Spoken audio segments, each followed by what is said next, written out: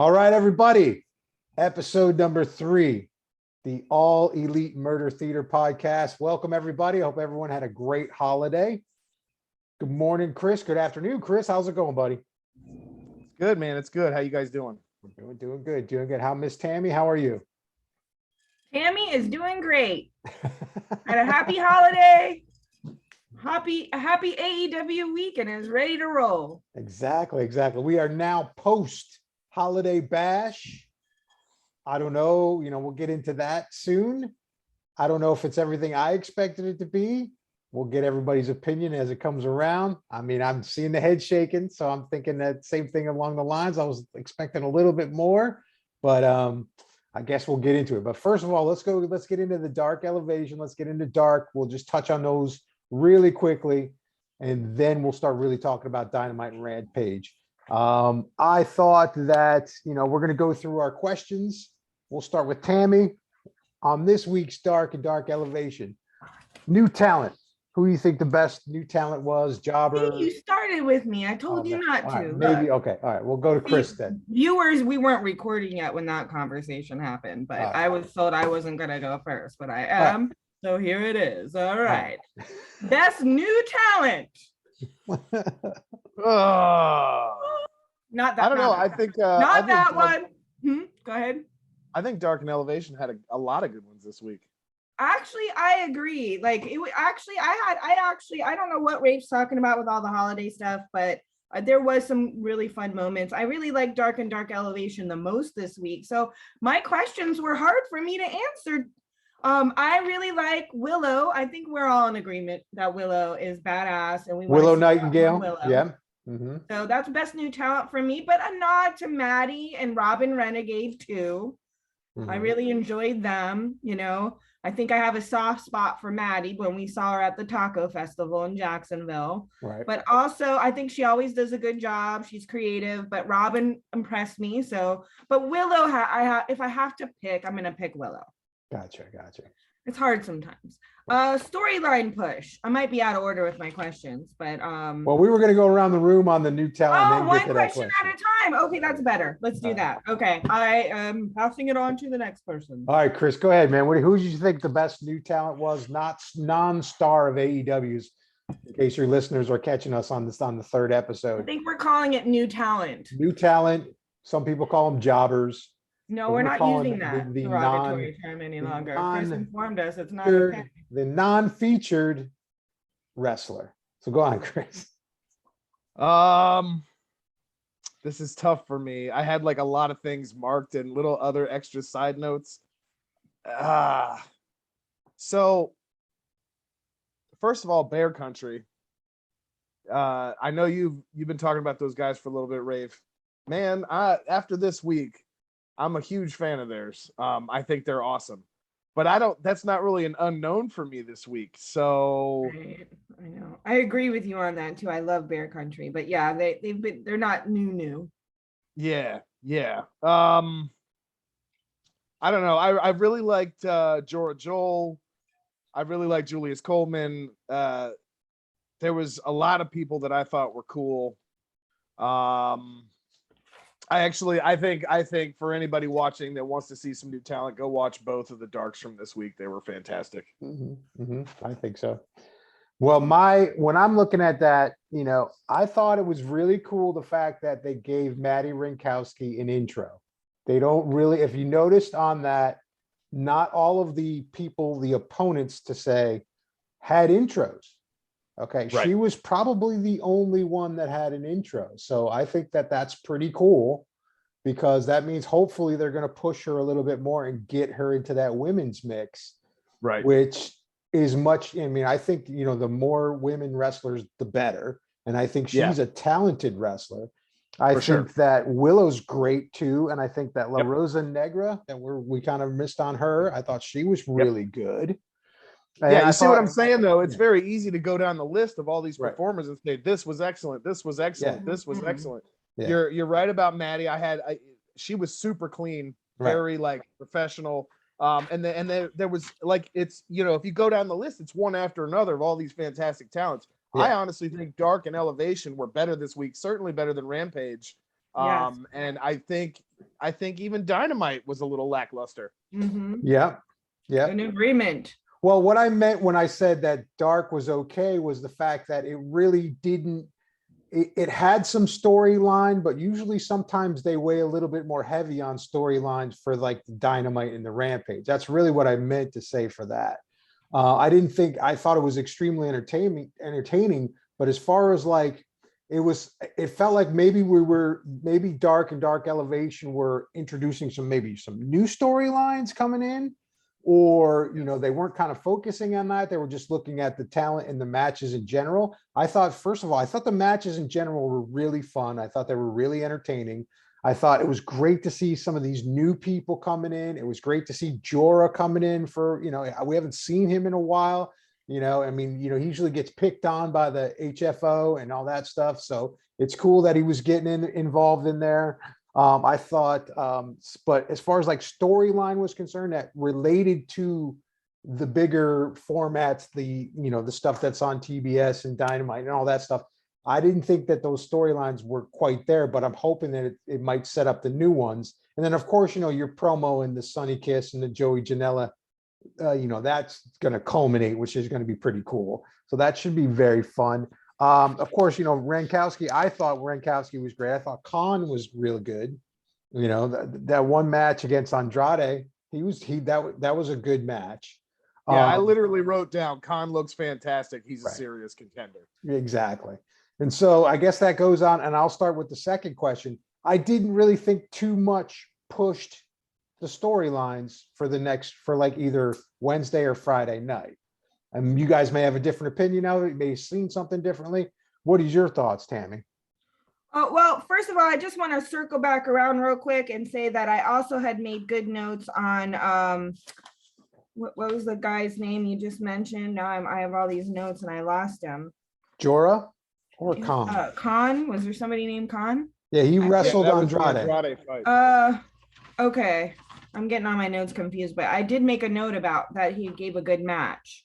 And also I wanted to give a shout out. I don't understand these notes completely anymore, but Leroy Patterson, I put that he's unique. His butt crack was out and -1 was entertaining me. Something new and campy and fun. So I don't want to I know we're only supposed to have one answer, but I just feel like the Dark and Dark Elevation this week was more entertaining to me. So I put a shout out to that, and another shout out to Maddie Rankowski. I noticed that you got a haircut.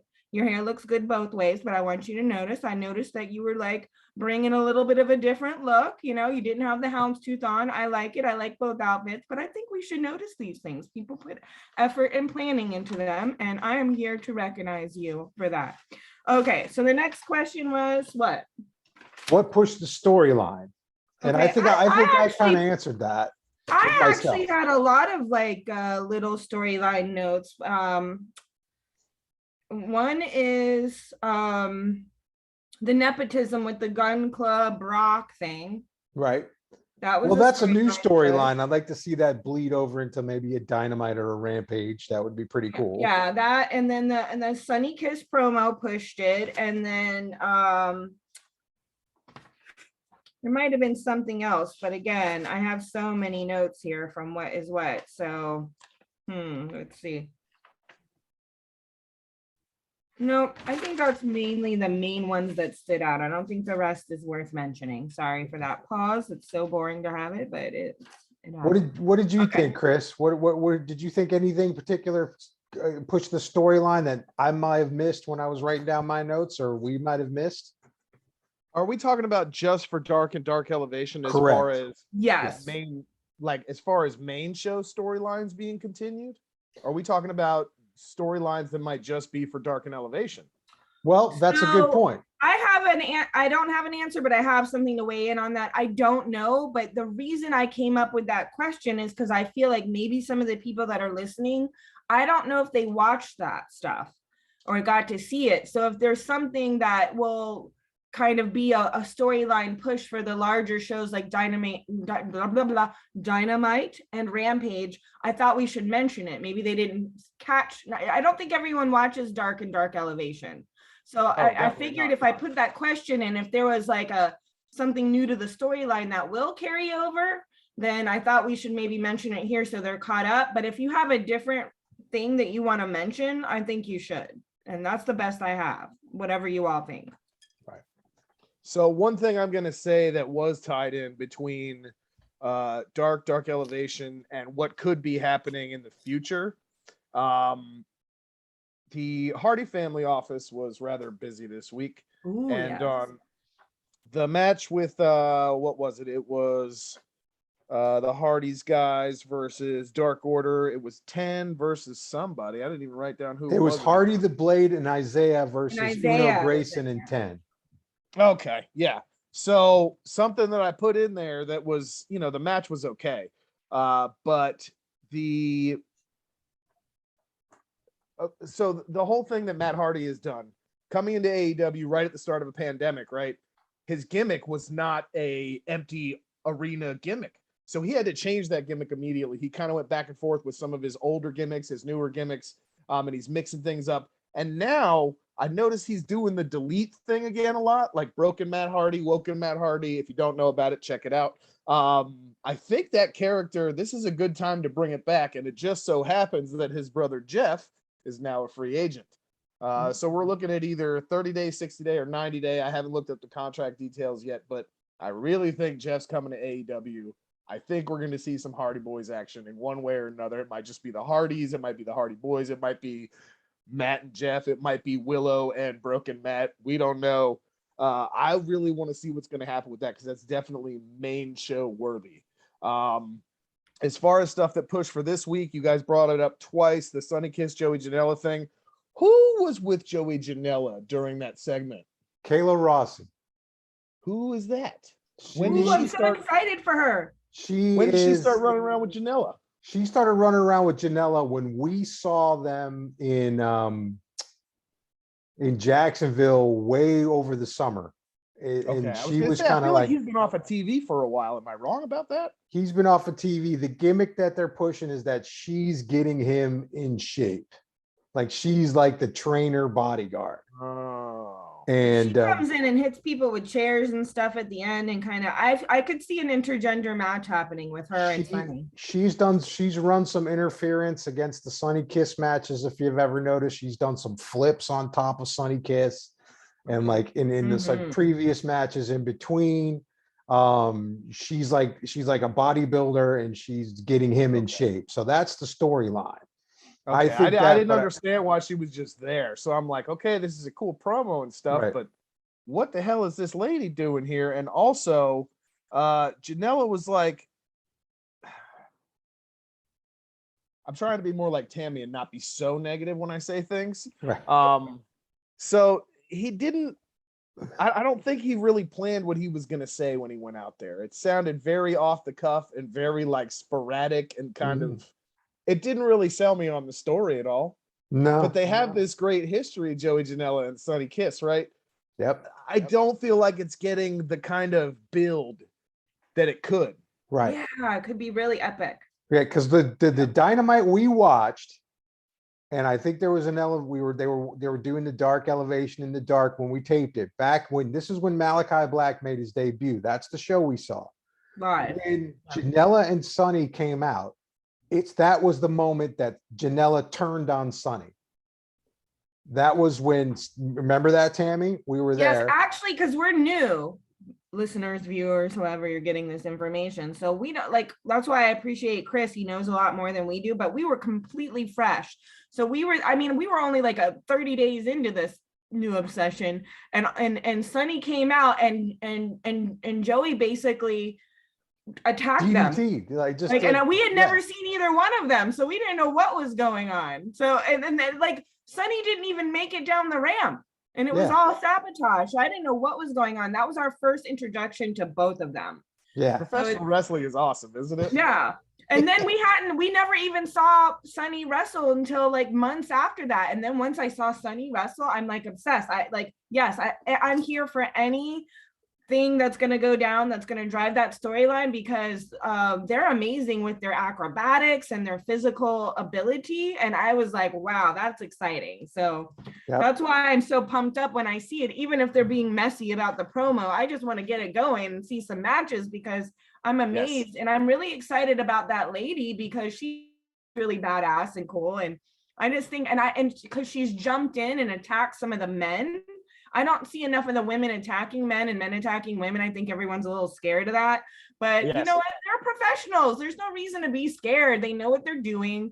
Let them do it. And I would attack a man. We all know it's happened. Okay. It was a long time ago, listeners and viewers. I'm an old lady now. Don't worry. Okay. The statute of limitations is up on that. But anyways, it's more realistic. Some of us, we don't care what your gender is. It's like, let's see this, because if you can stand up and do the job, then you can do the job. So let's see it. Let's see this happen. Let's push this on. Can we get a hashtag going here, or whatever the kids do now to get shit going? Yeah, I think Kayla Rossi's gonna have no problem picking up a 250-pound man and chucking him.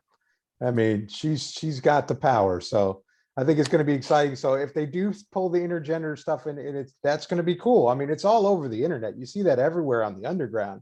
I mean, they might as well introduce it. I mean, at this point. So, I mean, I think it'll be cool. They don't really shy away from it. To know about it. Right. I think in AEW, I don't think they shy away from it yet. I just don't think they've really had a good enough storyline to take it there yet. Right. I think they're starting to build. Well, they were for a little bit building a couple different things where it looked like different parts of different factions were going to get involved, and like the bunny had beef with some dudes and there was some other stuff happening, but none of it really comes to fruition. And I don't know if that's just because the storylines don't work, or if it's because they've got other things they want to move on to. I don't think it's something where they're purposely avoiding it anymore, at least not in AEW. Well, see, now, and I think that this avenue with Janela and Sonny Kiss is going to be the doorway that opens this up. I mean, it seems like it. I mean, it could be wrong. Potential to do it if they're creative enough to walk through that door. Exactly. And that's what we'll see. If we're talking about that, I could see Chris Statlander turning on all of Best Friends and just manhandling every single one of them and throwing them around like dolls. You know what I mean? All of them. Yeah. She is so powerful. Yeah. I'm here for every minute of it. Yeah, I would love to see that. Yeah. I mean, I think that seems to be inevitable. You know what I mean? So, so let's get past this last thing in dark. One more thing, if we're talking, y'all are frozen. Am I frozen? You're good. Okay. You're good. So the last thing. Last word on intergender. Okay. I would love to still see Julia Hart kick Caster in the face. I think we deserve that. I think we all deserve that moment. Yeah. Okay. Sorry, I just had to add that. Okay, so we all deserve more of that storyline. Period. Absolutely, we do deserve that, because that was a controversy, and it felt like it didn't have an ending, and it needs some type of ending. I think we'll get there. Well, we probably will. There's been a lot going on with all the new signings and all that stuff, so there's a lot. I mean, it can go deep, and it's going to last a while, which is really cool. Exactly, the undisputed era. So, but most memorable. We're going to our last question on this. Is most memorable match of the night. I mean, I had a tie. I thought Chaos Project versus Bear Country was a lot of fun. I love Bear Country. I've loved them. When they first came out and we saw them live. I love the music. I love their whole vibe. It's just nice to see the big dudes like that can pick each other up and throw each other around like that, which is awesome. And then, of course, the 10 versus Leroy Patterson was just hysterical, because that was just like a funny comedic act. But those two were the ones that stuck out for me for this week on Monday and Tuesday. Who'd you have, Tammy? Mine might be boring to everyone. Well, the reason I didn't put Best New Talent as La Rosa Negro is because I put as one of the standout matches with Velvet. So okay. I don't know. I wanted to give her that. I thought it was really fun. I enjoyed it a lot. I don't, if it was the best match of the whole 2 nights, but I enjoyed it a lot and wanted to put that as my standout match. And for some reason I wrote, basically I thought I think like I don't think you agree with me on this, Chris, but I really liked everything Isaiah was involved in this week. I thought he was a lot of fun, and all of the dynamics and the different people he fought. I thought all those matches were good because there was like Dark Order, and I don't know who this Carly person is, but I enjoyed it. And I like, to me, those are the ones that when I looked back on my notes, it seemed like I was enjoying in the moment. I like Isaiah's phone. He makes his phone calls. I like his phone calls with his Although I fingers. missed the shots with his tag team partner a lot, but you know. Yeah, I think Private Party's making their presence known again. I think it won't be long before we see more of them. Right. What match stuck out for you, Chris? So based on everything you guys said, I'm gonna go left a little bit. I'm gonna go back to George Ole and Julius Coleman. Okay, that was a really good match. Cool match.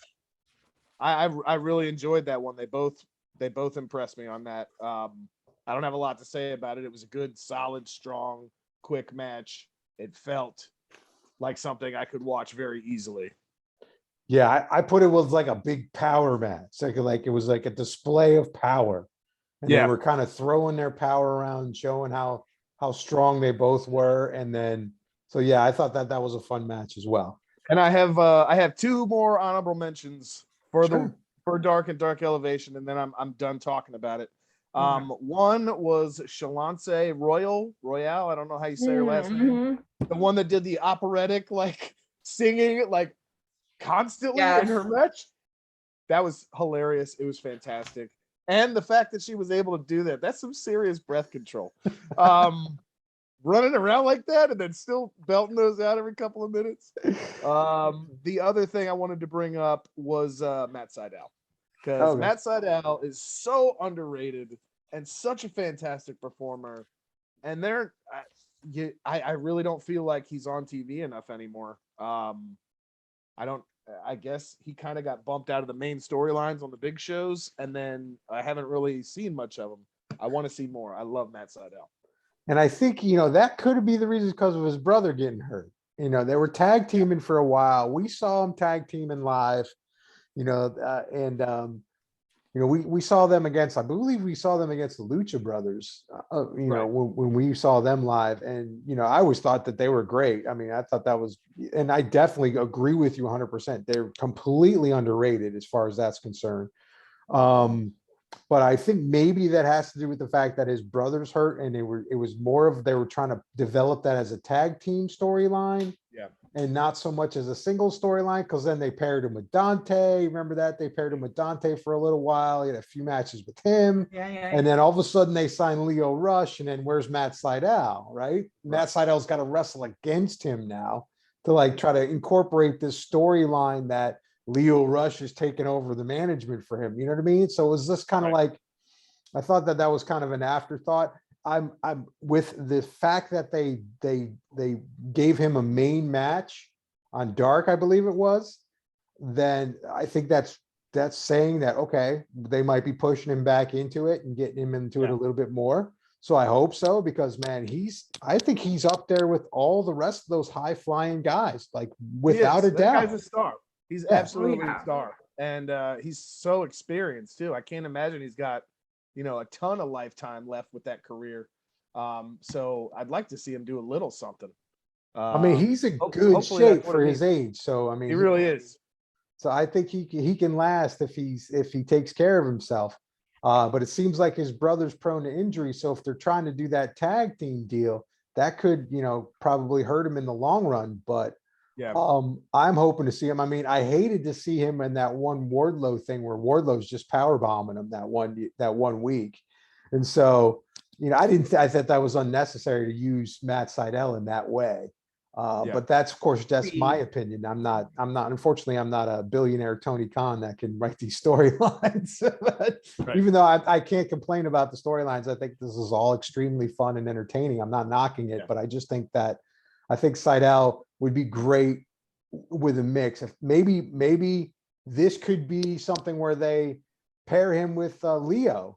Now that Leo is going to go against, FTW, or you know what I mean, and go against that whole sanction there, which would be cool. You know what I mean? So who knows? We'll see how that works out. But I agree. I think Matt Seidel's a little bit underrated. So so Tammy, any last thoughts or anything on Dark? Yeah, I just put one word on that match, and I don't know why. Colorful. It was a colorful match. That's all I put on it. But I do agree. I agree that this was a good Dark. This was a good Dark elevation. They were fun matches. They were nothing seemed awkward. Everybody seemed pretty smooth. They seemed like they were catching the rhythm with all of them. No match was just like, oh, that's a bad match. I never even thought of that. I thought they were all entertaining matches. And but how they're going to develop in the storylines, cool. I mean, we'll see. I mean, I have a feeling that Tony Khan is going to make Dark have its own story path with that. Right. It would be cool because they have 2 separate nights that they could incorporate to make that all kind of one fluid, almost. So one of the other companies, they have their developmental brand. Maybe Dark can go that route and just have its own storylines, and all the stars that are on Dark are like the up and comers. Then you keep the other 2 shows for the people that everybody knows already. I think it could work. It is a formula that has worked before. And I think a lot of these people deserve their own show because they're not getting the TV time on, Dynamite, and they're not going to get it on Rampage anytime soon. So it would be nice to have a real platform for some bigger stories to happen with all these underutilized people. Exactly. And I think they're going to have to go that route. And because of all the stars they're signing, and that there's going to be more of them. I mean, it's inevitable. And so I think that the people that help develop AEW are going to need a platform. So go ahead, Tammy. Well, yeah. I have a question. Maybe you can answer it, Chris. I don't understand what the difference between Dark and Dark Elevation is. So originally there was only one show. I don't know if they had planned to have both shows originally when they started doing Dark. Dark Elevation came a little bit later, and it was like a second edition. And I think that might have been when they started, just their roster was growing a lot and they needed another not so necessary. So the thing I like about Dark and Dark Elevation is they feel like TV shows, but obviously they're not on TV. Right. Now, if you have YouTube on your TV, then you can watch it on TV, which is what most people do now. So it's almost, to me, it's another TV show that doesn't have the same eyes that cable would. So it allows these younger folks to come in, or these underutilized folks. They may not necessarily always be young. And they get to come in and kind of do their thing and get ready for the big show. However, I think it could still, I think there's still more that can come from that. And when they added that second night, the fact that it's Monday and Tuesday, I don't think that's a coincidence. I think it's like, okay, we've got this amount of time with everybody here. We need to do these a certain day, and then we need to focus the rest of the week on this other stuff. And it really, I think it's helping them prepare future people. I don't think if their roster hadn't grown as much as it had in the last 2 years, I don't think they'd still have both of those. Okay. I agree. And I also noticed this. When I'm watching these matches and I see somebody on Dark, let's say Thunder Rosa, I'll just give you an example. Thunder Rosa, she will more than likely be wrestling a person that has a body type or weight like the person she's about to wrestle on national television. Right. So, and I've seen that with the men too. So I've seen the men go against guys that are kind of the matchup of the bigger match. So it's kind of like a practice run on live television in a way. And that's a dark match is a match that happens in front of people and it's not televised. Right. That's what the term is. So that's pretty much what these shows are supposed to be for. They're supposed to be dark matches, and they are because they're taped before and after the live event shows. So I think it's important to, I almost want to say to like move one of them to like maybe a Saturday or something like that. That way there's a little bit of space between them. Mm-hmm. And then you can kind of have a little, if you make them like an attached thing, then you have a way to really weave these stories as like weeks go on. Mm-hmm. Otherwise, if they're going to keep it how it is now, it almost feels like 4 different shows. Right. Where I think Dark and Elevation could be their own thing and just a multi-segment thing during the week. What were you going to say, Tammy? I would like to test the viewers, listeners, however people are getting this. I would like them to test out your theory and let us know if they notice similar body types and things like that to bigger matches. I would like to test it out. If you do that, leave observant people who like to do that sort of thing, please let us know in the comments if you notice that. Yeah, I mean, I think to add to that, you don't tend to see the stars end up on those shows unless they've got something coming up. Right. Exactly. Cool. All right. So we're going to put an end to those two. And that's looking forward to next week, because obviously that's going to be the Janela Kiss culmination, which will be cool.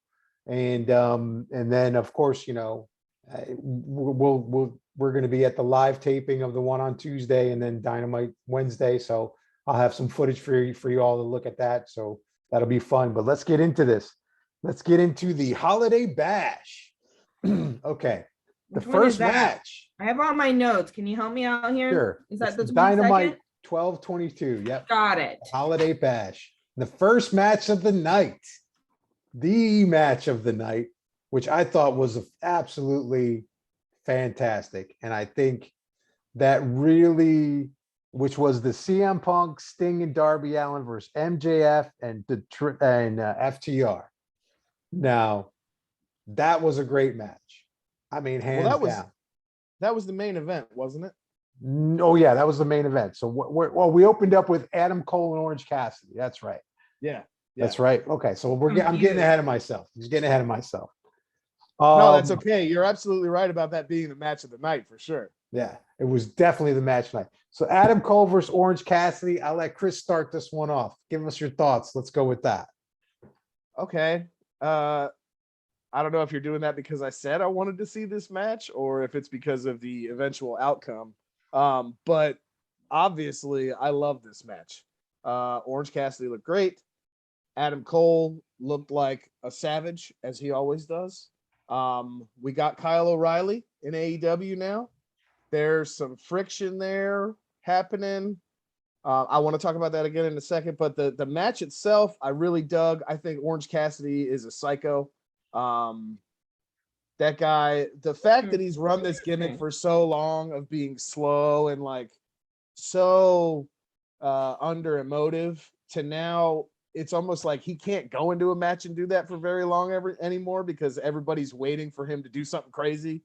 The guy is just so creative, so talented, unbelievably unique.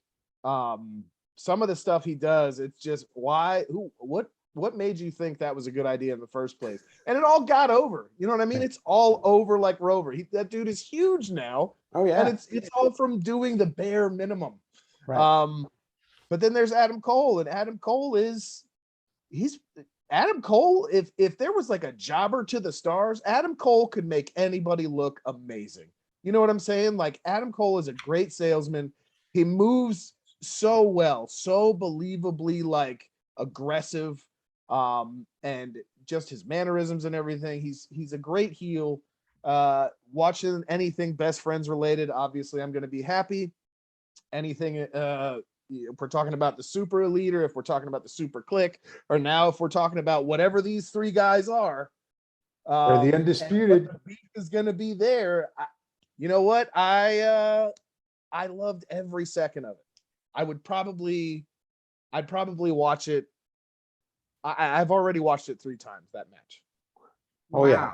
I agree with you. Now, the way that I looked at that, let's look at the match itself. First of all, I think if the match kind of started out slow, we kind of it was slow moving, and then it started picking up. I think that Adam Cole and Orange Cassidy are an equal match to each other, which was really cool. So you could look at the match and be like, okay, this is totally plausible because they're both like equally as good. They're built the same. They got the same kind of moves, and they're probably about the same strength. They could do all they have a very similar presence to them. And so I thought that was really cool. I thought, they did a lot of cool outside the ring action that was going on. And, and when they're diving out of the ring and doing those, those big moves, man, that's always so fun and entertaining. And then of course, you've got the big reveal of Kyle O'Reilly coming in. And, and obviously that was the present for the Bucks, but then the Bucks look over and they're like, oh, what's going on? Like, oh, Adam Cole's not my boy anymore. He's part of this group, which is really kind of cool because then I see Omega coming back and then the trios match with them, which would be a whole ton of fun. It would. But as far as like the entertainment value, I mean, if I was going to rate this, and we probably should do like stars on these matches out of 5 stars, I'd definitely give that at least a 4 out of 5 stars as far as like being entertaining, bringing in a cool storyline, opening up another storyline, getting the Bucks involved, getting best friends involved, getting all that, setting that up again, because you're setting up that battle between the best friends and Adam Cole's group, and even the Super Click and even the Bucks, so you have like, you're opening up a whole ton of storylines here, which I think is really cool. There's a lot of tag team storylines there, and there's also a lot of single storylines there. We're talking about a good large chunk of people, right? And there's a lot of different directions that could all go, especially with turns down the road and everything else. Like there's a good year's worth of stories easily with just the tag team stuff. Just the tag team. So I mean, what's your rating out of that one, Chris? And then we'll go on to Tammy and get her opinion. I'm going to give it a harsh rating because I'm not just going to give everybody high ratings. If you're asking me, 3.8, maybe something like that. Okay. 3.7. All right. Okay. Fair enough. Hey, and go ahead, Tammy. What's your thoughts on this Adam Cole, Orange Cassidy? I'm not prepared for a rating system. I'm just letting you know. Right, I'm not ready for that. Yeah, I got to think about that. Right. I'll get back to you on the rating system, but these two dudes, they're good with the rating system for now. All right, so I'm just gonna read through my notes. Fans, listeners, do we have fans? We've got somebody. I'm our fan. It's just okay, me. we're fans, but I just feel like you all really like dissected that enough, and nobody needs me to dissect it further. So I will just go through my notes, and they'll just be what they are. Well, you don't necessarily have to dissect it. We just want your opinion on it, really. Well, my opinion I like Tammy's notes and opinions personally. I think Tammy actually. I'm just gonna do my notes. Thank you. Well, I think we'll let her run with that. Good insight. Just keep in mind, I'm high when I write these notes. Legally, listeners, I have a medical marijuana license, and it's for pain. All right, go on. Are you getting paid for this? Are you getting paid by one of these dispensaries? You're like plugging every show. Does anybody want to sponsor me? Sponsor us. I don't know. I haven't mentioned the medical marijuana prior to this. All right, let's go. Is that going to get us censored in any way? I don't know. No, let's move on. All right. It's legal. I'm illegally. Okay. But what I'm saying is I just write down things in the moment and they're not fleshed out. And then I'm not sure how much I remember later. I think early on, if you're going to listen and follow our journey, you should know this about my notes. That's all. Okay. So they might be incomplete, but they're in the moment and they're real. Okay. So Adam Cole versus Orange Cassidy. 2 talents that bring it. Love Adam's shit talking, fun dramatic antics with their posturing, hand pockets switched. Interesting. Fun rollouts and pose, lots more rollout varieties. Why did Orange relax on the rope so dramatically? Slugfest. Orange so close so many times. Wow, interesting kickouts. O'Reilly messes up match and Cole wins. And then O'Reilly lumbers when he walks. I don't know. I mean, lumbers like said. What's up with Bucks / Cole? O'Reilly and Fish? ? Exclamation. Trouble in paradise. Yeah. Glad Chris likes it. I must have known you liked it for some reason. Because we were texting. Oh, drama and stories to be told. That's perfect. Those are great notes. She misses Omega. I miss Omega too. I'm starting to think when you deliver your notes, you need to hit them like slam poetry.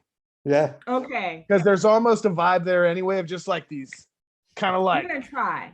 I don't like read them again until right in thoughts. this moment. Okay. I like it though. It's cool. It's a cool way because when you read your notes like that, it's literally how your brain is interpreting that whole thing in succession. So it's a cool way to hear it back. Thank you. I agree. Wait, there's some gems in here. I can tell you that right now, Chris. It's going to be some funny ones. Good. In what? With you and your within your notes. Oh. All right, so yeah, man, that I love that match. It was fun. That's a lot of fun. They're bringing it for sure. I guess the Christmas present, Kyle O'Reilly. We kind of expected it. So I don't know if they should even have done all of that like that, but okay, that's fine. I'll go with that. So I agree. Yeah. I definitely agree. Like that was sort of a weird way to, because the storyline felt like it was going a completely different direction, and it didn't feel like a swerve when it changed. It felt more like a wait a minute, what's happening? I was confused. Right. So yeah, because it's like, oh, is that the storyline? So okay, but we'll move on. So the second match, was that the Ruby one or was that the Malachi one? Can't remember which one was second. Rafe, get your shit together. All right, I have to start numbering these. You should know the number. I believe that it was probably that one. My notes are so hectic from that night. All right, well, let's go on. Let's do the Malachi Black and Griff Garrison match. Okay. Well, hold on. I think we'll have it better together. No, Ruby was later. Ruby was later. Okay. So then it must have been Malachi Black and Griff was the second match. Okay. Right? That might be right. All right. So let's start with Tammy's notes on this one, and then we'll work from there. Because I think My notes are short on this one. All right. So go on. Go for it then. Go for it. Yeah. These two openings couldn't be more different. True. Starting energetic. Good knee strike by Malachi. Teaching what's up to the kids. I don't know. That's just what I wrote. I'm sorry. Nice. Can't explain any further. Go ahead. Next. Well, I'm going to say that I thought it was a good match, but I thought that the outcome was fizzled out a little. Like I expected like a different type of outcome when Flying Brian came in and then he schooled. We were Brian. all expecting Brody King. I was expecting Brody King because I had it in my mind from last week. So maybe I shouldn't have done that, and maybe I would have enjoyed the match a little bit more. But I did think that the match was good. I thought that Griff he's a good, that kid's going to be really good down the road. Man, he took a beating, didn't he? He took a real beat. But you're messing with Malachi, and I love the fact that Malachi borderlines babyface and heel. Like he's like right in the middle of that. Like people love him enough, but he's got that evil presence to him where he's kind of a heel, but he's kind of a superstar, man. And so I always love watching Malachi wrestle and him doing his thing. He's kind of got a different style to him than a lot of the other AEW wrestlers. He kind of uses those moves and that jiu-jitsu moves a little bit more. He's got some throws and some slams. He doesn't do a whole lot of stuff off the rope, but he will get up on the rope and do some rope work. And so, I think he's one of the best in AEW, period. I would have liked to seen like something a little bit more with that storyline if they're going to push that storyline, like another little event that would happen. Like maybe Julia came out and did something, or maybe Brody King came out and did something. Like it was just kind of like, okay, I just gonna whip this kid's ass and we're gonna move on. And like I felt like, okay, is Brian next? Is the tag team next? Is like what's the challenge? Where are we going with the story? Unless they're just kind of like I think you texted me, you were like marinating on this. You know what I mean? I'm like, okay, well maybe that's what the case was. But overall fun match. But I hope that storyline develops a little bit more is basically what I got coming down to. What's your thoughts on that, Chris? So I want to fantasy book this match real quick. Okay. Here's what I wanted to happen. I wanted Griff to be in there and maybe just get destroyed for a few minutes, like not even that long. And then I wanted Malachi to basically do what happened, I wanted him to go into a submission or something, not let go, and have Brian come in. I just wanted to have it happen sooner, right? And then I wanted Brian to actually get kind of one leg up and sort of start taking over the situation. Maybe they start a beatdown, then Brody comes out, right? And then obviously, that's going to be a tough fight. And then you've got 4 guys in the ring, a believable fight, in my opinion, because Brian is kind of like, he's short, but man, that dude is strong and he looks powerful and he's fast. And then what I wanted to see happen was to have Julia Hart show up, full turn, dark side Julia, and she just destroys, the blondes. But obviously we didn't get any of that. No. I don't know where Tammy just went. I think she might have had to take a break for a second. So, but go on. We'll pad till she gets back. Okay. Yeah. So I mean, isn't that kind of what everybody wanted? I think I wanted to see some real crazy storyline stuff happen with this, and I feel like it fell really flat. There was so much build, it felt like, leading up to it, and to have it just go, I wasn't expecting that at all. No, I wasn't expecting that at all either. I mean, I really figured that, okay, they kept going back and showing the promo where Julia gets sprayed in the face, and then I was like, okay, well then is she going to, like we were talking, is she going to come out dark? Is she going to come out, pissed off? She didn't come out at all. You know what I mean? And they've made such a big deal of it. They made such a big deal of it. I mean, they were even throwing it on Twitter that her 7-year-old sister was crying when that happened. You know what I mean? And it was like, okay. And then, so I don't know if they're trying to save that for the new year. But if they were going to do that, why bother putting that match in there? You know what I mean? Exactly. Put a different match in, put something else in that was like, that would have pushed something of like the Battle of the Belts, or something that would have pushed the new TBS, thing that we're going into. Not so much. Go ahead. So, I mean, really, with all that being said, the only way to rebuild this storyline would be to have Malachi Black come out for something else, and then have the Blondes jump him maybe. And then maybe Brody King can come out and stop that.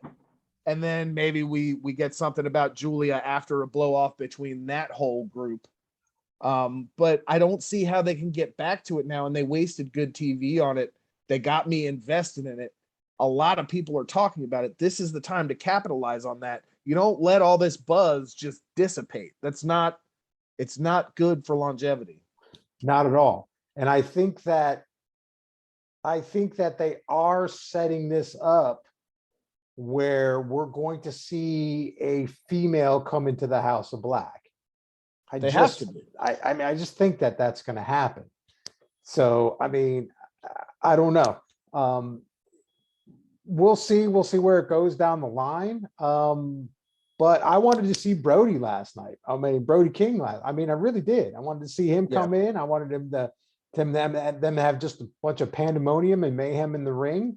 And they didn't have it. So it was disappointing. Yep. And so so we'll see. So and it felt so big in the beginning with the whole Kyle O'Reilly thing. It felt like, okay, this is going to be another night of big debuts. Yep. It felt like it should have fit in that, and then it would have launched that whole thing. So we're gonna pause for a second. All right, let's move on. The women's semifinal. We've got Ruby Soho and Nyla Rose. Excellent. Thought it was good. Thought it was a good match. It was hilarious when the jacket got stuck on her arm and they couldn't get the jacket off. That was obviously not part of the whole thing. It was such a shame. Which was a shame because I think that slowed down the match. But overall, I thought it was a good match. I kind of expected Ruby to win that one. I mean, it would have been hard for her to not make it into that semifinal. It was good that there was a heel versus a sort of baby face. I think she's a baby face. I think Ruby's a baby face pretty much. And but they did make the match plausible for her to be able to win it and overpower Nyla. So Tammy, what are your notes on this one? You know what? I wasn't that impressed. I mean, they're both good. I knew they'd both be good. It was kind of like, yeah, I know. Of course, I always love Nyla. I love the opening of Nyla. So I always will. I'll bring that up a million times. Everyone will get sick of it, but it's one of my favorite like openings and coming out. I like Ruby's energetic punk style. She's adorable. They're both really great athletes. And I put my note said biting. I don't remember like biting. Good match, but unbelievable ending. I think Nyla should have won, but I knew from the beginning she wouldn't. This is something that's starting to annoy the shit out of me with a lot of these matches. Is like you can see it coming that they have their favorite and they're just going to keep pushing that person, even though it's not the most realistic. Like, okay, we all know like not Serpentico, but Fuego against Nero doesn't seem realistic, but somehow they made it realistic with his flying around the neck stuff. Like I don't feel that they do that enough with some other matches, and you kind of already know, like in real life, we know who would kick whose ass, but somebody else gets the win because they're the favored person. And I don't like that shit. So I'm just making it known, listeners, viewers, however you're receiving this. Tony Khan. Yeah, I just think like I don't like that. I just don't. And we can always tell who's the favorite person of the moment. Like we'll get to the hook match later on that same topic.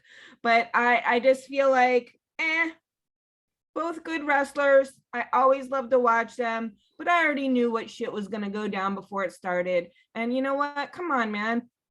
Surprise me. That's all I have to say. What do you think, Chris?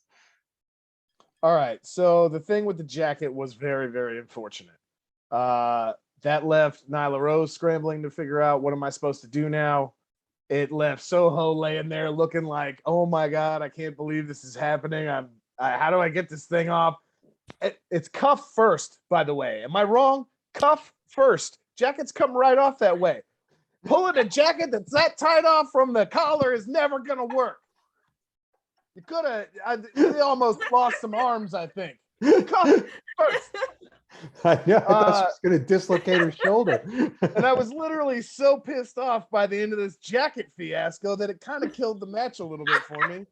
But I love Ruby Soho. Yeah. I love Ruby Soho, and I called this a little while ago. I said it's going to come down to Ruby Soho and Thunder Rosa. I still believe that. I believe it even more now. I think Jade Cargill is going to get put to rest and not be rude and disrespectful to Thunder Rosa anymore. Yep. She probably will be, but she shouldn't because it's stupid. I feel like Thunder Rosa is going to slap the taste out of her mouth at some point. No, but I mean, it was cool. I just, again, the jacket thing killed me. I want to go back though, because we're jumping out of order here.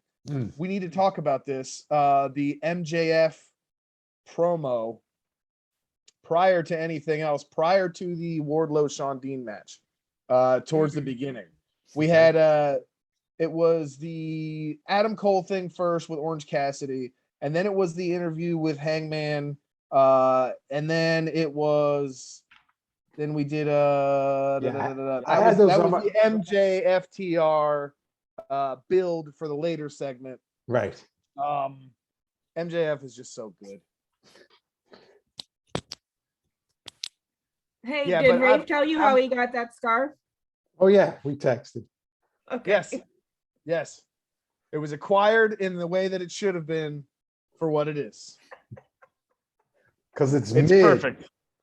It's fitting. Rafe, I'm surprised that you didn't jump straight to the Wardlow match. Oh, I know. I did. I have that at the end. I was going to talk about these bigger matches and then touch on those other ones before we move down. So it's hard because I have everything in like chronological, so I'm like bouncing back and forth. Like, wait a minute, where did I put that? Well, if that's the case, then we have to go. Let's go chronological. So no, that's okay because we're already all over the place. Okay. Welcome to my life, viewers, listeners, whoever is receiving this. So let's start with the MJF thing. That promo, and he's talking to Wardlow, and he's giving him shit, and then he's doing the thing with FTR and all that stuff. I thought it was all brilliant. What did you guys think? Oh, he's gold anytime he's on television. It doesn't, I mean, he could say, I mean, he just knows what to say. He never hesitates. He never messes up his lines. I mean, he never, I mean, he's always smooth, and it's so convincing. He's spot on every time he does a promo. I mean, I've never heard him even stumble over a word. And for him to remember some of these speeches and where he's going with this shit, it blows my mind. And, you know, obviously we're setting up the big Wardlow out on his own type of thing, because Wardlow's getting pissed off and upset about it. So, I mean, I don't have anything else to say except that, you know, MJF is wrestling gold in my opinion, and he always will be, because he's the ultimate heel. And he just, I mean, he really is. So I can't say enough. But I mean, I'm biased. So I mean, I'm not a good judge of that. So I love that the Pinnacle is having this slow burn storyline happening since they've started, essentially. Right. It's just been building and building. First there was the stuff. So when they started out, it was, you know, the Inner Circle stuff, obviously. And now that we've built into the Pinnacle, that sort of got where it was going for a little bit, then it kind of fizzled out. Now we're building back up to this internal storyline with them. I think this is one of the storylines that's replacing things like the big Inner Circle storylines and stuff right now. Mm-hmm. And it feels like nothing is missing. And I mean that in the best way. Like the Inner Circle storylines are always great. But I feel like this is now kind of taken that place. And the way that they're building all of this, I think the payoff is going to be great. Yeah, I think it's going to be a huge pay-per-view event, and it's going to have some good consequences to it, and it's going to be a whole lot of fun. I mean, I really do. What's your opinion on the MJF promo? Did you write anything down on that, Tammy? I did not, and Okay. I just think that you all have really done an excellent job of explaining it and giving so many great opinions that anything I would add would be frivolous at this point. So I just hear everything you all just said, and we can move on to the next. Right, and then we go into the Wardlow in action, and he does his thing. Poor Sean Dean, man. Poor Sean Dean. Wardlow notes. Wardlow just slammed Sean Dean about 150 times. Yeah, it was like 587 power bombs. Yeah. Well, that was kind of like notes. Who's going Wardlow? Who's doing Wardlow? That was kind of a last minute. It seemed like that was a last minute announcement, because I didn't even see that in the pre stuff in there. So they just basically beat the shit out of Sean Dean for a while. I really thought he was going to turn. Chris thought he was going to turn. We were like, oh, this is going to be it. He's done. He's going to fucking flip on. And then, you know, Spears gets in there and hits him with the chair, and, you know, and then just Wardlow just kind of walks out in disgust. But they're slowly building that. So we'll see how that payoff is going to be. We obviously know that at some point Wardlow is going to be gone, and he's going to be out of there. So, but I think that is the sole reason for Wardlow's bookings lately has just been to push this thing with Spears. Yeah. I don't think he'd have any matches right now that were even kind of related to anyone else if it wasn't for this thing where they have to blow it off. Yeah. I think towards the end of this, the whole Spears is going to get destroyed. First of all, Wardlow's going to kill him. But I feel like there's going to be a moment where I feel like Spears could turn on Wardlow first and hit him with a chair after getting frustrated that he keeps doing these power bomb after power bomb after power bomb. That could be a different way to take it.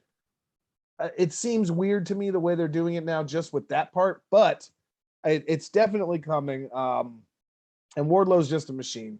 That guy deserves whatever kind of run he's about to get. Yeah, and I hope he does get a good run, and I hope that it's a big payoff for him, and I hope we see some good matches out of that, because I think we will, for sure. Yeah. All right.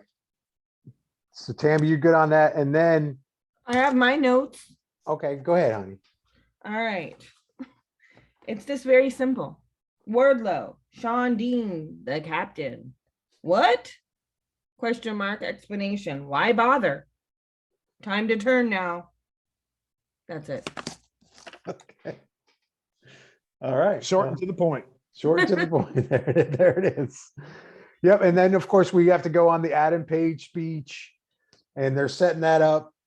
But let's marinate on that for a while, and let's talk about all of that when What we are we come into. marinating on? I was still thinking about what is Sean Dean a captain of while you were talking That's right. about this. That's all right. Don't worry about that. We're talking about the Adam Page when he confronted Bryan Danielson, and they're setting up the Okay, I rematch. made notes on that. But do The we rematch. know what Sean Dean's a captain of? He's the captain of wrestling. Okay, let's confirm that. Somewhere. Maybe he's the captain of some college team. Or maybe he is. We don't know what the captain is. So we're talking about the Page Danielson promo now. Go, Tammy. You got notes. Go. It's all you. I wasn't prepared. Well, okay. So Promo. Tammy, Fun. remember Mike this. Danielson when he leans into heel. I wonder who the Judas will be. What does that even mean? Will it be a 3-hour match? Right. Another 3-hour match? I don't know. That's all I put. Sorry. Okay. I'll let the people with more to offer answer this promo.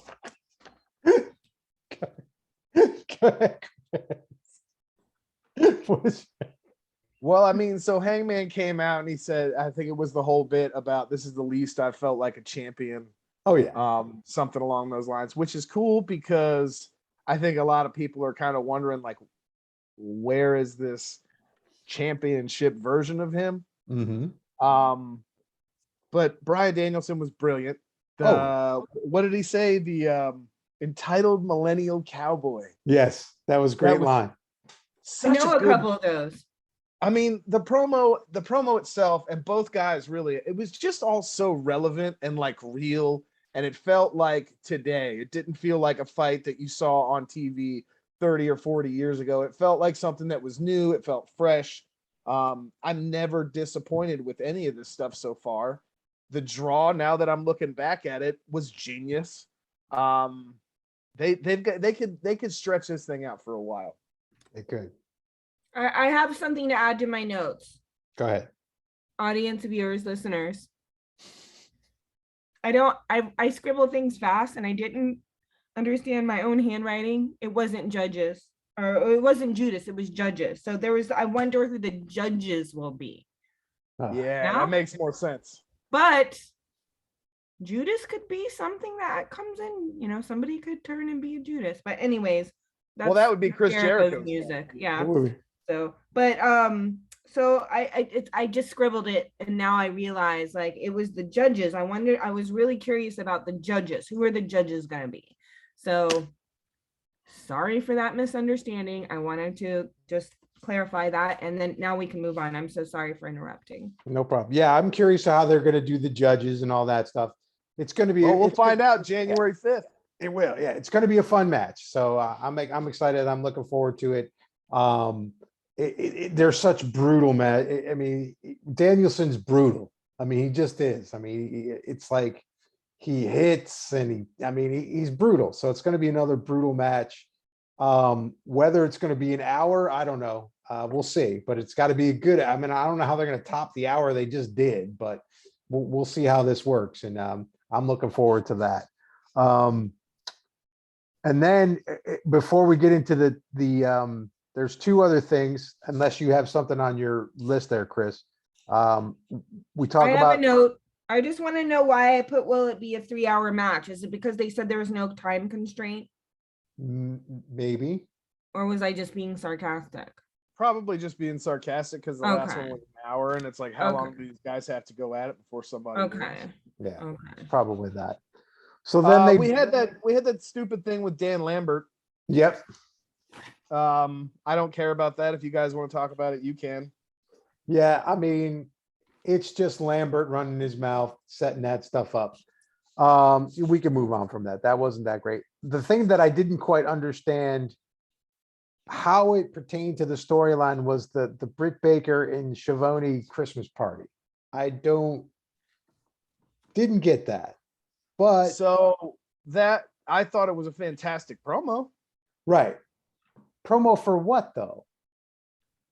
Well, she's Christmas? once this kind of what is it, the new TNT TBS. TBS Women's Championship. I think once that's sorted out, we're going to build the Battle of the Belts for whatever that is. Oh, I see. Okay. I think, because isn't Britt Baker scheduled for that? I don't think she has a match scheduled for it yet. She's got a Battle of the Belts match with Rio. Oh, okay. Well, yeah, I don't know. Maybe just because she's badass and people love her. Yeah, I mean, that's the only thing I could think of why they put that promo together. That one, that I didn't quite understand, but I guess we'll see it later. Maybe they put her on there because she's entertaining, and yeah, it could have just been a filler segment. Maybe they didn't have anything else to run for that one particular slot of time. Right. And I'm pretty sure right after that they ran the video package for the Owen Hart Cup tournament thing, which was a cool video thing. I enjoyed that. I'm glad they did that. That was really cool. It seemed very it was nice. I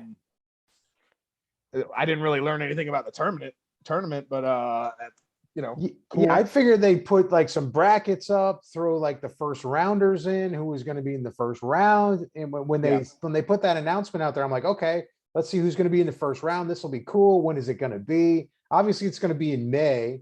But obviously they haven't really fleshed out who's going to be in it. So maybe they should have just waited on it. I don't know.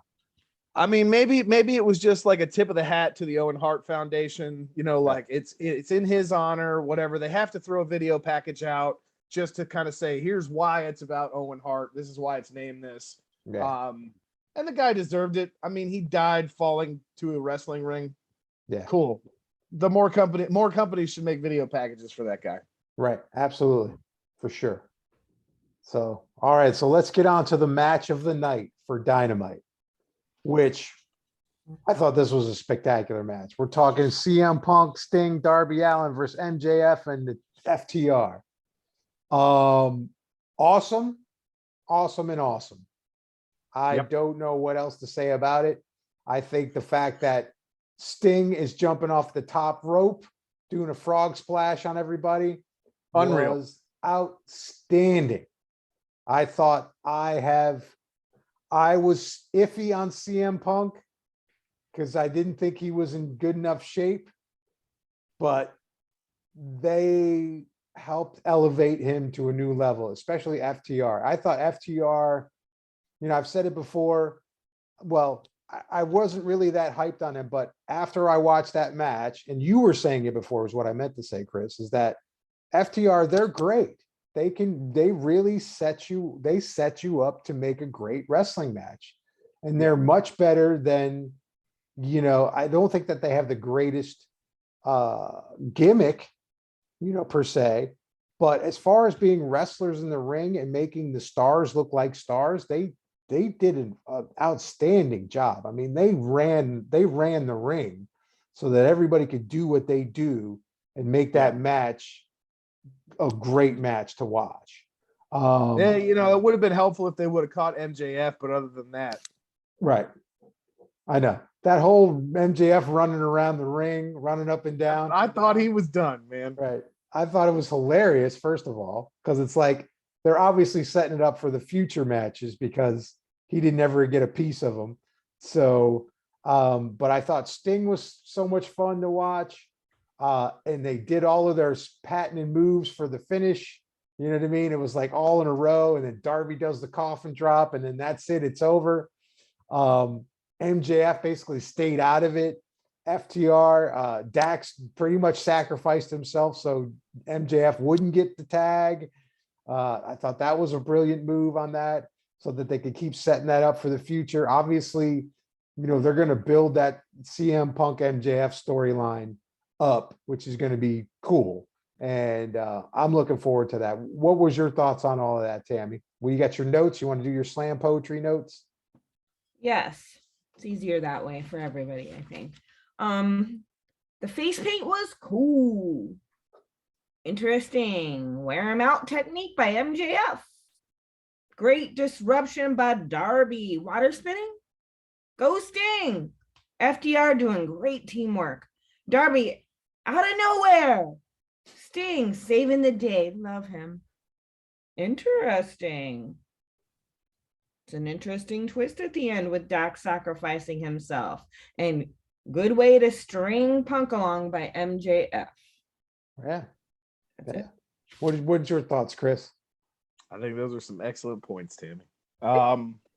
So first of all, man, I didn't think I could love Sting any more than I already did. I mean, honestly, I'm a huge Sting fan. I have been since I can even remember, like, my early days of watching professional wrestling.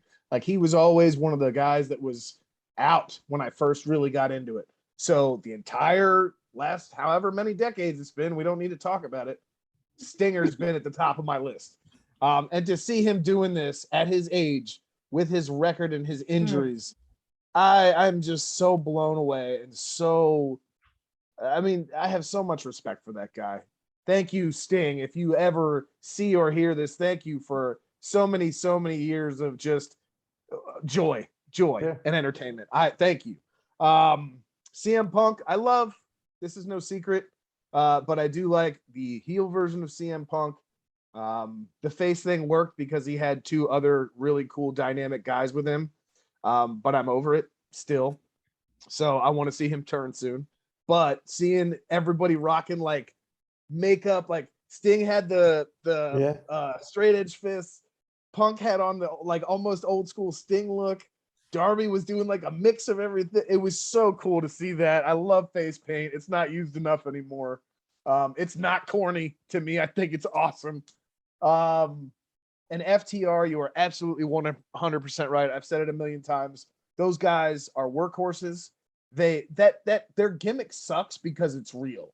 Like, they are top guys. They are legitimately stars. Like, they know exactly what to do when they need to win. They know exactly what to do when they're losing. They know how to sell amazing. They make everyone look good, including themselves when they're supposed to. MJF is great. The whole cowardly heel thing is just, he's so good at it. He's so good. It's unreal. It's almost like this is really what he was born to do. If a company couldn't manufacture a guy like that, he's just literally the best thing that could happen to any company because he's perfect and he's exactly how he is. Now the thing where they dropped him on his head outside the ring, I thought for sure, I was like, oh my God, there goes that storyline. I hope he's okay. And then within a couple minutes, I was like, okay, good, he's fine. And I sort of forgot until later when I rewatched it. I was like, it was so brutal. Straight down. It just, good for him for getting up and finishing. I did watch that a couple of times. He managed to land on his hands, luckily. Barely though. Barely landing on his hands. Weight, if you watch his torso and everything, the way that it impacts his spine going up, it's he was half.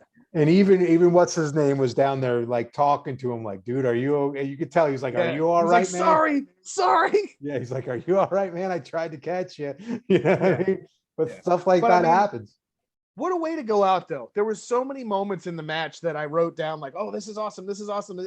It's stupid to sit here and say that all of them because it's the whole match. Right. Yeah, it really was. I what a great way to close the show. It was excellent. I think that was, of the big matches on Dynamite that I've watched this year, I think that one was probably, it's got to be in the top 3. You know what I mean? I can't really think of anything that, aside from, the pay-per-view with the Lucha Brothers beating the Bucks. I mean, I don't know if there was another match, as good as that this year, just on non-pay-per-view event.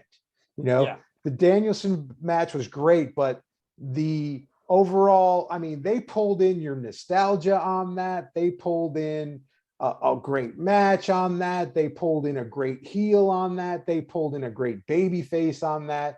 They put the culmination of everything that is supposed to be wrestling into one match. I mean, when you got a 61-year-old man diving off the top rope who is a legend in the industry, it was amazing. I just thought it was so much fun. Yeah. Go on, Tammy. Go ahead, Tammy. No, I love what you just said. And that's exactly what I'm piggybacking on. Like there's so many things that were cool. Like the face paint's cool because you think of like, it's artistry, but it's also homage and respect to each other. the intermittently like wearing each other out technique that MGF uses. Like some of his techniques, they can definitely be read as coward, but they could also be read as smart, like not giving someone what they want. Yeah. Like if someone wants to fight me, well, then I'm giving you what you want. I don't want you to have what you want. So I'm not going to give that to you. It's not because I'm scared. It's because I'm just not going to give you that satisfaction at all, or the honor to even step to me. So those are kind of cool techniques. And I don't know if people normally see it that way, but and just the whole thing with Sting, it's like ageism is real, and it's especially real in physical things. And one of the things that I have loved about a new person coming into wrestling is that I feel like it's the most even playing field I've ever seen. Like every shape and size and age, and like the fact that like you did all those things, you're not tired as an old person. You're respected and revered and given the opportunity to do your best in every single moment. I think is important. I think it's important for life. So I'm getting a little sappy here with this, but I really do believe like things like that are important. They're awesome. And it's really how like the world should be. If you can do it, then you should be able to do it and given the opportunity, the platform, and the same respect as a 20-year-old doing it. So I agree. Those are things I really loved about that particular match. Yeah. It was a great closer for the year. And I think it was a great Christmas present for, that Tony Khan put out there for it. And I think that they're a great trio. I mean, I wouldn't even have thought that was a good pairing. I wouldn't even have thought of that pairing at the beginning of CM Punk coming into this. I'm thinking, well, I mean, because like his first thing was like, I'm going to wrestle you, Darby Allin. I wouldn't have thought that going from then to now, they were all going to team up and go against MJF, which is the biggest heel in AEW, like the one that everyone, he's the ultimate heel in that. He's the ultimate bad guy in AEW. He's top of the list. He's like the Superman of the heels in AEW. So for them all to go after him was that was such a cool way that they put that match together. And I want to actually see more matches of that trio again. You know what I mean? I think that would be a lot of fun. I mean, I don't know how they would top it. Maybe it should be a one and done, but man, it would be fun to see them do something, do it again at least one more time. So yeah, that's how I feel about that, man. I thought it was really cool, man. It was fun. So yeah. So great Christmas match, great end to Dynamite. Looking forward to these new storylines. Let's rock into Rampage. Rampage. Underwhelming. I agree. Agreed. I think that was very underwhelming, and I was very aggravated. So what do we start out? We start off with Jungle Boy and Isaiah Cassidy. Yep. Okay. So who wants to go first on this? I can, Tammy can, Chris can. I've been kind of hogging it on the first runs, but go ahead. Who wants to go? Tammy, go ahead. What do you think? Okay, I don't care what number I go, so it doesn't really matter. Go ahead, Tammy. My Jungle Boy versus Isaiah, right? Yeah. I put shots, and then slower and clunkier for these two talents. Good tornado thingamajiggy by Isaiah. Isaiah doesn't need Hardy's interference. Yep. Isaiah doing good. Snare trap. Yawn for those that can't see me. Liked Isaiah better tonight, and I usually like Jungle Boy. That's my notes. All right. What's your thoughts, Chris? I was entertained. I wouldn't say it was one of my favorite matches of even the week. Right. But it wasn't terrible by any means. Jungle Boy looks like he's beat up and maybe needs to take a break for a second. Maybe they're running that train too hard. Isaiah Cassidy looked awesome. I want to see Private Party doing some tag matches like yesterday. Shots. So, I mean, Jungle Boy looks good for his size every time he's in there, but it just didn't feel like it was very important. The one thing I really noticed about this match was you mentioned the interference with Matt Hardy. Him and Christian I think have some unfinished business. I think it plays into what I was saying earlier about Matt Hardy. I think there is some interesting stuff coming with that part of it. I don't feel like Jungle Boy or Jurassic Express with Private Party or Jungle Boy versus Isaiah Cassidy, or any way you slice this, it didn't feel like it mattered. I don't know. I'm not going to complain about it, but I could have went without. Yeah, I think of the same way. I thought it was cool that they pulled Jorah in for some interference. They pulled in, Christian Cage did some interference, which was pretty cool. I thought it was an underwhelming match. I don't know exactly why they put that match together. Maybe they put that match together because they're both acrobatic wrestlers, and it would have been an impressive show, and they did do some of that. But I think you're right on Jungle Boy. I think he's probably hurt, and he's a little bit more beat up than he probably lets on. I don't know. He even looked disappointed at the end of the match. You could see him talking to Luchasaurus, and it looked like he was trying to tell him, like, man, this sucks. That wasn't good. It almost looks like he didn't even like being there. Yeah, I got that feeling too. I felt that was almost, in a sense, it was almost a throwaway match, and it was just, and so I don't know. Let's see how that develops. We'll put a pin in that one and see where we go with that. If the Hardy family office goes after the Jurassic Express at some point, but I know Marquand, I think his name is, the tag team partner for Isaac, he's hurt, so that's why you're not seeing a lot of him. He got hurt pretty good, and he's just getting back in action. So yeah, and they're a great tag team. I mean, so underrated as a tag team, it's ridiculous. They need to be. I would like to see them more. They're young. They fly. They do rope work great. They do moves together great. I'd like to see them more. I'm sure we will see more of them down the road. But again, I think it's time to move on from that match. I think then we went up to the second match. Was that Hook, or was that the Chris Statlander match? What was second? So the second match was actually Hook versus Bear Bronson, but we had that Ricky Starks segment real quick where him and Taz were both on commentary. There was a quick little thing about Dante Martin. It was filler. Yeah. The coolest thing before that Hook Bronson matches started was Miro's segment. Yes. Yes. So happy birthday, Miro. There was two things I particularly enjoyed about this Miro deal for this particular episode. One, he's been throwing these little one-liners in about his wife, but he said something about my hot, flexible wife, and I died. That was so funny in the middle of this serious thing. And then towards the end, he threw out one of my favorite lines, which was burn them all.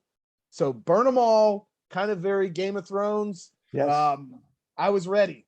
I was ready for him to have a match right then. Yes. And I am at the end of every one of these. Yes. So I'm really excited about that. I was way more excited about that than the previous match. Yeah, I love Miro. I think he's the best. I mean, just, the minute I saw him when we like our first wrestling experience when we went and saw them live, Miro came out and he did the whole thing, and we watched him. We were right there at the tunnel where he comes out and he does the big stomp and he did scream, and I got a whole bunch of pictures of him. It was great. I love Miro. That is a great promo. I hope that they do something really good with Miro and they push his storyline and he gets some good shots and some good matches, because he's a really dynamic, good wrestler. You know what I mean? Yeah. Overall. What's your thoughts, Tammy? Love Miro. I love the Eastern Europeans. Turns out Rafe's more Eastern European than Italian, so it makes sense why we're married. Yeah, so happy birthday, Miro. We love you. We love all your energy you put into everything. You're so fun. You remind me of something from, like, what was that movie, 300? Yeah, something like that. I love it. He's epic. Yeah, so good. Was I supposed to comment on a match or anything? No. We're going to get it. No. Then after that comes the Hook match, the Hook Bear Bronson match. Now I want Tammy to read her notes for this one. It's only one sentence, and I think it's not going to be popular, but I don't care, because guess what? Being Tammy means you don't give a fuck if you're liked, so you'll just say what you say, and that is, Bear's too good for this bullshit. Agreed. 1000% agreed. Thank you for your support, cousin. Well, on that note, let me tip in. I thought that, first of all, the fact that Hook gets all these big name matches, like big TV matches, the minute he steps into AEW, not cool. I'm already tired of it. It's bullshit. The fact that he's throwing around, you gotta earn it. Throwing around a 300 pound man, I am impressed. He's a good wrestler. Okay. But to have the hype that he has, I'm a little confused about it. Now, I don't know if it's a millennial thing. I don't know if it's a Gen Z thing. I don't know really what it is, but I think he's a good wrestler. I think he's got an okay gimmick. I think there's more dynamic wrestlers in AEW all the time. I mean, he's fine, you know. It's like, but I think it's kind of. I'm glad that Bear made him look good, for sure. Bear Bronson made him look good. He played the moves right, and Bear's a great wrestler, and Bear Country's awesome. And I'm glad Bear got on Friday Night Television, because I think that's going to help push Bear Country to another level, which I think is cool. And I want to see those guys. Bear Country. You know what I mean? So I want to see Bear Country in there more. So I'm glad that happened. But I'm not seeing the shine on Hook that everybody else is seeing. Maybe I'm delusional, but I mean, who knows? I think he's a big bowl of okay, and he's an okay wrestler. That's it. I am right there with you. I feel the exact same way. He's all right. I don't get the hype. I think his gimmick actually is kind of stupid. It's not creative, it's not unique, it's not original. It is just some punk kid with stupid hair that is very athletic, that is supposed to just come in and get all these nice TV time matches. What struck me during this was the fact that Ricky Starks and Powerhouse Hobbs were watching this instead of being on TV. Right. Good point. You had two guys who are not getting the TV time they deserve, and Hook is not that entertaining to me. It seems like if you pair him up with some cool people and maybe give some storyline, it'd be cool. Because he does have like this whole like grappling game down, and the submission stuff that he knows seems legit. Like it seems like he's studied. But he doesn't feel like he could beat Bear Bronson. Yeah. It felt like it wouldn't have gone that way in real life. And I'm not a fan of that. I like when you have a little guy in there with a big guy and it's like an underdog thing and it's still believable. Like, okay, he's smart enough, he's clever enough, he's got this. Not when it's, I don't believe that this would have actually happened. So for me, it was disappointing again. This show was so lackluster. Very. Come on, do better. And can we just say there was no Christmas cheer? Where was the young bucks in some fun Christmas outfits? Yeah, this was on Christmas Day. Yeah.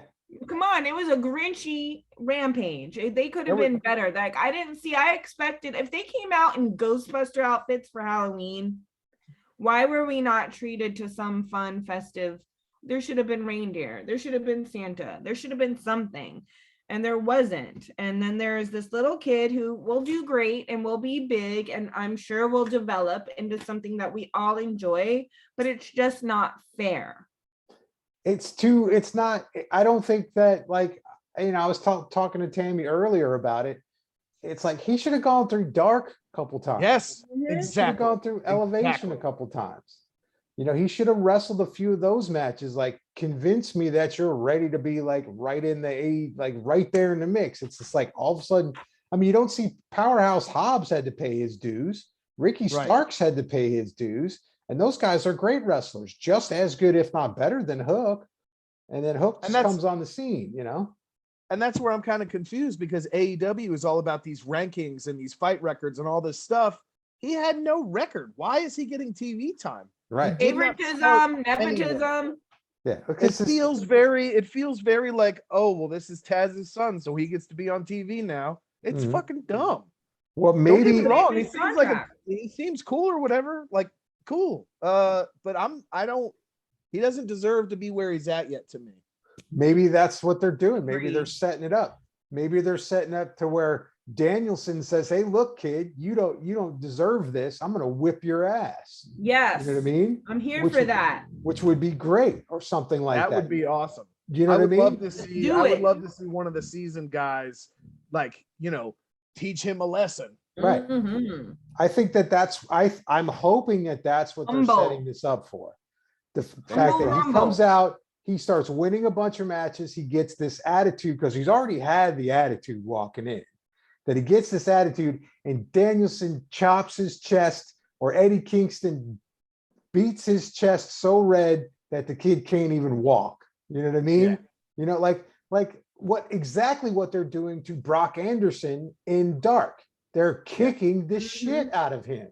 I mean, he's getting his ass kicked every night. I've seen marks on that kid every match he's done. He is paying his dues to get to the next level. Hook has not even come close to doing that. So hopefully they're setting us up with a storyline that says Hook's this arrogant kid, and here comes a veteran that's gonna like knock the shit out of him, which I'm hoping that happens. I mean, I would love to see Bobby Fish dismantle him, which would be great because Bobby Fish can dismantle him.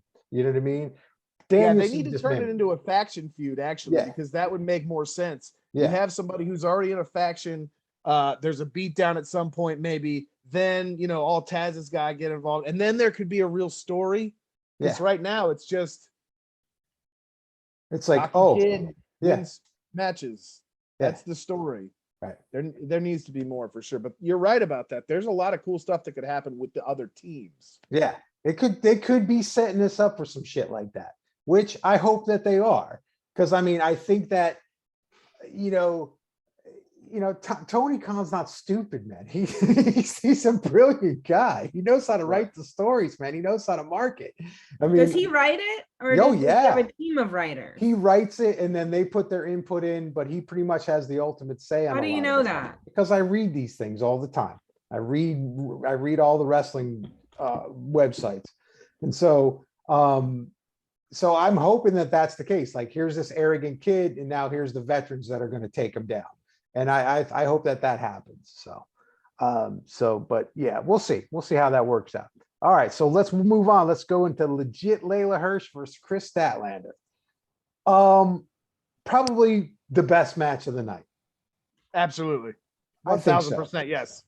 I really think that this was the best match of the night. They're both technically good wrestlers. They're both very strong. They put on a really good show. And it was funny because Tammy says to me, I said, you know what? I don't like this because it seems like there's two baby faces against each other. And I'm like, I'd rather have a heel. And then Tammy's like, no, what you need to do is you need to look at it as who's going to win you over as the better wrestler. And she made a great point on that. And so I did look at it that way. I was like, okay, yeah, you're right. Because I'd rather see Statlander wrestling a heel, because I think legit Layla Hirsch, she's fun. And I mean, I think she's a great wrestler, man. She's like a little tank and she runs in there and kicks everybody's ass. And I love her. So I was like, I like both of them. I don't like this match, but I wound up really liking the match because they both did such a great job of wrestling each other and all the technical elements of it. And, obviously, and you're starting to see Layla getting a little bit of attitude, like she smacks her wrist out of the way and she's kind of like getting more into the going against and being a competitor. It felt like more of a competitive battle than a heel versus face battle, which was cool. And I enjoyed it. And I thought that, they're both so strong and they've got good moves and you could tell they've been wrestling for a really long time. So what did you think, Chris? So obviously Chris Statlander, every week I'll say it, and I'm going to say it every week. She's like one of my favorites. Yeah.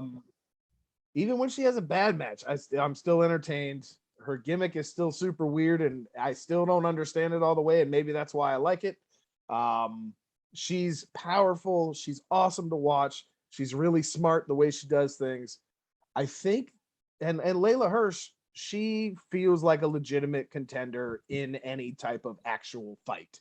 So that was cool. And the two of them paired together, similar styles, but not similar in height, which was cool. There was a few moments where Layla was kind of like, I'm gonna hit the ropes again, right. And Chris like, okay. But then I think we had a little bit of character building for both of them towards the end of this match. We kind of had Layla Hirsch going towards, she was getting a little frustrated, a little more aggressive. Chris Statlander kind of showed like a bully side towards the end of this thing, which could signify that she's turning heel at some point, which I would love.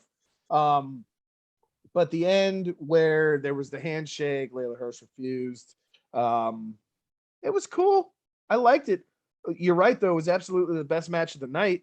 It was super entertaining. I wasn't sure who was going to win it, so that's always fun. If I don't look at it and go, oh well, this one's going to win, then it's easier for me to sit there and watch it for a long time without getting bored. Statlander is. I hope they start using her more. That's all I can really say. Yep. What do you think, Tammy? What's your thoughts? So, okay, my notes. Okay. I love everything that you all had to say about it, but I hate Boop. And I will say that all the time. But Chris is great, but I think Boop takes away from her power and her strength. I don't like it. Stop with the fucking Boop. Stop being cute. You're a fucking badass. Fucking lean into it, okay? No more booping and cutesy fucking alien. Aliens are cool and badass, and they don't boop. Okay. Even E.T. didn't boop. E.T. phoned home, okay? And he said he'd be right here. All right, so anyways, I love Legit. She has proven she can go against any size. I really like every time she wrestles, I'm super excited. And I loved these two together. Super loved them. I was like you said, Chris, it was a size difference that makes you go, but they made it work because as we know, spunk and skill and smarts goes far. And you could take that against height and a bigger person and be an equal. And I felt like that match really showed it. And I loved it so much. I really, really loved this match a lot. I felt like I loved when Chris held up Legit over her head for a long period of time. I love when she does that. Yeah, I thought that was cool. And that just shows how strong she is. And I loved it. And Legit, I put is crafty. Remember that song from the 80s? She's crafty. Anyways, only old people will know that. Anyways, it was back in the R&B days. You can look it up. I feel like she's a crafty powerhouse. And I thought like, great moonsault by Legit. Did you see it? Oh my goodness. Get it, Legit? Legit taps on the spider crab. But what you gonna do? It's a spider crab and it's Chris Statlander. Great match. Loved it. Woohoo! All right. As it should have been with it. Nice. And now we get to the most disappointing match of the evening, which I don't even want to talk about. You know what? I don't either. Assume what other people feel about a match. They probably loved it. You match of the evening, Rafe. All right, let me start this. The audience, viewers, listeners, however they're receiving this information. I respect all wrestling fans, but man, I was pissed. Hold on, did you expect this? Because I didn't. I didn't either. No, I did not. I thought we were, if anything. So we haven't even said what we're talking about yet. It's Cody Rhodes, Sammy Guevara. People should know. I think everybody thought going into this that Sammy wasn't going to lose the title, especially not to Cody. This early? I thought it was weird that Cody got cheered a lot more than he normally does. That's going to derail the whole heel turn thing if that's what we're doing. What the fuck, man? Exactly. What, like, this doesn't help Sammy. It doesn't fucking help Cody unless maybe they are panicked and they're really trying to keep him a face. I don't fucking get it. I was super pissed off about this match. You're right. I don't want to talk about it. Tammy, go ahead. You go. I want your opinion. I know how much you love I'm having Sammy. trouble like deciphering because I was trying to fit notes into a small space and I have bad handwriting, so I'm gonna try my best with this. But I think I had a one line, which Rafe laughed at me about when he looked at me at the end of this match. And I said, I'm not mad. He expected me to be. I'm not mad because we all love my love for Sammy. But I felt like it needed to happen this way. So I understand for the greater good of the world that this needed to happen. We needed to have some sort of unexpected shakeup, especially with Cody and his storyline. So I'm not mad, but I'm not happy about it. But I have faith that I know that Sammy, the Spanish Tweety Bird, is going to come back strong. So I'm not worried about that. I already know that's going to happen. That's already done. The magic of Tammy says it's been done, and the spirits and whatever. So that's okay. This is a temporary setback, but needed for the storyline for Cody, who's been languishing. So, and his, is he going to turn? Is he not? What the fuck is this awkward shit going on? This is the way I feel about, I have a lot to say. I'm sorry. About Cody is that I have a homeschool group that I'm part of. Well, I'm not part of it anymore. We've distanced ourselves. But there was this kid that was the parent of the main homeschool mom, and everybody had to pretend they liked him, you know, because the mom ran all the group and the activities, and he really wasn't that cool. But everybody pretended like they were cool with him because they knew they had to be cool with him for the mom to do all the activities. He's really not a totally terrible kid, because kids just, there's no, I don't believe in such terrible kids, but come across a little entitled, a little coddled, you know, had to have his way for everything, and had to be like the shining star of those events. Okay. But secretly they all thought he was a little douchey and uncool. And I feel like this is how Cody's getting treated. So I've just had to tell you that. And then looking forward to sorting, when this match happened, I thought of this kid. They, like, everybody's still nice to him to a certain level and respects that his mom runs shit. But would they hang out normally? No, they wouldn't. So I feel like Cody Rhodes is kind of that person right now, where he's kind of like, yeah, you did a lot for AEW. Everybody respects you. But right now you're not getting any love, right? Except for these people don't owe you anything. Your mom isn't organizing their activities. So they're being a little open about how they actually feel about you. And so when this Sammy and Cody came out, I wrote, looking forward to sorting Cody's stuff out at some point. Because I feel like we've been in this limbo of, is he going to turn heel? Is he not? What's his role? What's his not? For me, it's just awkward and painful every single time he comes out. And I'm kind of new to the scene. I have no emotions towards him one way or the other. I'm just a casual viewer of what the fuck is going on here, because it feels awkward and I don't like it. So I was hoping some shit got sorted out, but I'm not sure that it did. I was not excited about this match. So as a new viewer coming into all this, I'm not really excited I was excited for Cody and Malachi, but I don't feel that had the like fire it could have had with their resolution with their story. So I wasn't excited about this match, but I thought Cody did a great vertical suplex. I'm going to give credit where credit is due here. I don't think he's a bad wrestler or anything bad about him. It's just the storyline that I've been dumped into as a new fan. I thought Sammy was pulling out some great, good moves. Of course, I'm biased because I think he's amazing. I love that he's young and does all this cool stuff and energetic, and it makes me happy whenever I see him. So does this Cody win that was unexpected and probably pissed a lot of people off move anything forward for us? That's what I really want to know here.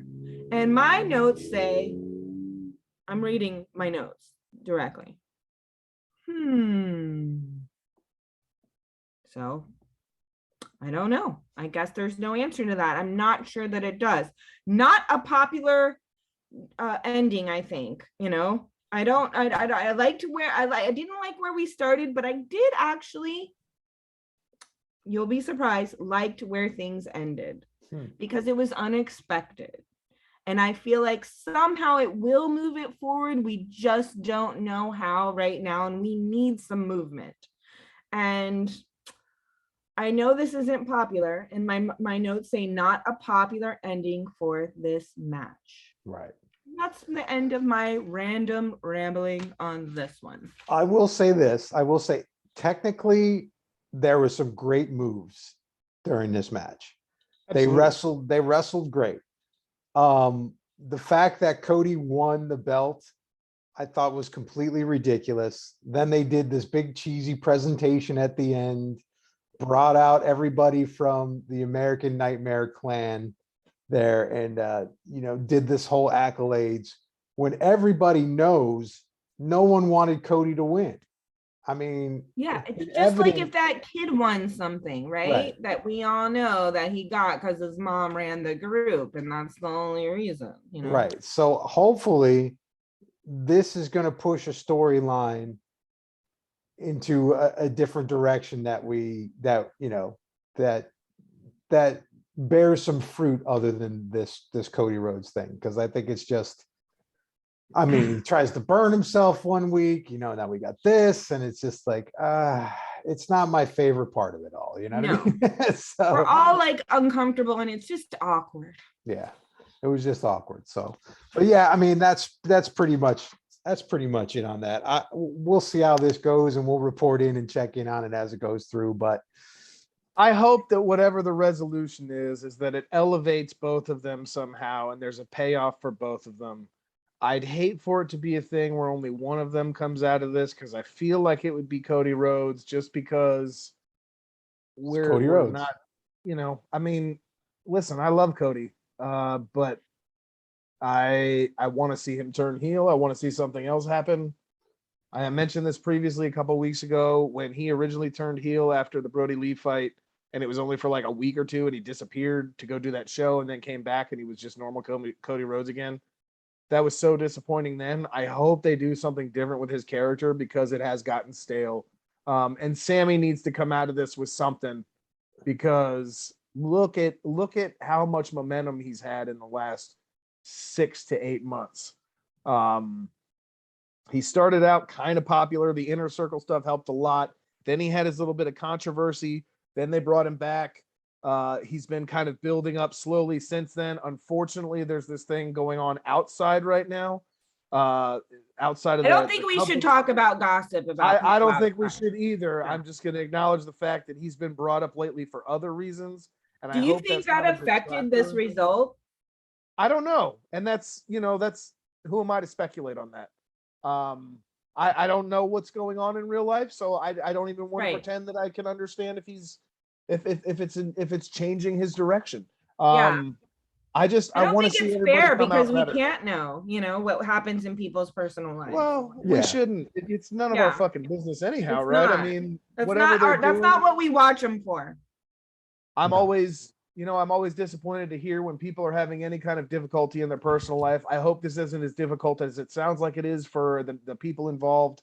I want to be respectful of it other than that. So, like I said, I hope everybody, comes out with something new developed and something interesting, because it fell flat, I think. I don't know if there was supposed to be a big reaction one way or another, but it seems like it's mostly negative right now. Fingers crossed something better in 2022 is coming for that title.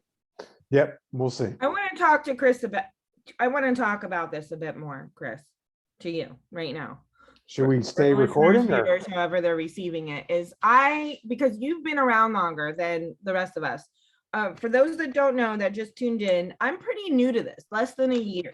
So Chris knows a lot more, and he's been on this ride a lot longer. So I defer to him on certain things. So I just want to hear more about how you feel about, for example, when Cody turned heel for that limited amount of time, I came in right after that.